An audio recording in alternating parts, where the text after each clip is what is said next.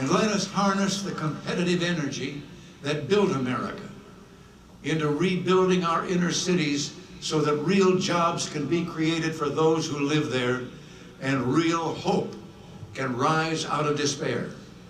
Let us strengthen our healthcare system so that Americans of all ages can be secure in their futures without the fear of financial ruin. And my friends, once and for all, let us get control of the federal deficit through a balanced budget amendment.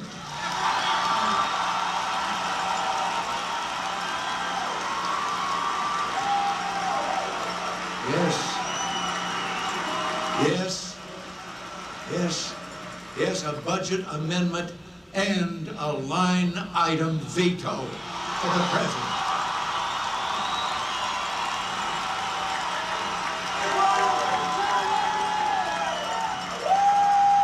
And let us all renew our commitment, renew our pledge to day by day, person by person, make our country and the world a better place to live.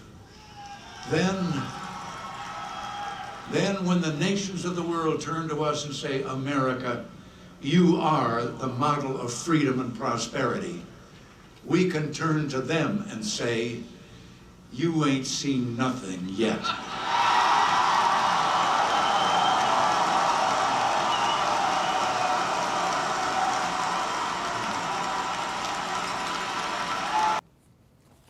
In the final 7 minutes of his public life, he reaffirmed a commitment to a nation defined by ideals, not power, wealth, or identity. He made that clear at the beginning when he said whether we are Afro-American or Irish-American or any other identity he implied, that what matters more is not our destination, it's not our point of origin, but our destination. At the time when he said that we needed to be equal in our own eyes, I thought that was mere fluff. I've thought about the last 30 years and how so many people aren't perceived to be equal in others' eyes. He was right. Implicitly, Reagan was doing something else. He was recognizing the nation had far to go before we were equal in the eyes of each other. He spoke of millions of citizens who have yet to share in the abundance of American prosperity. And he called for revolutionizing education, harnessing the competitive energy that built America into rebuilding our inner cities, strengthening our health care.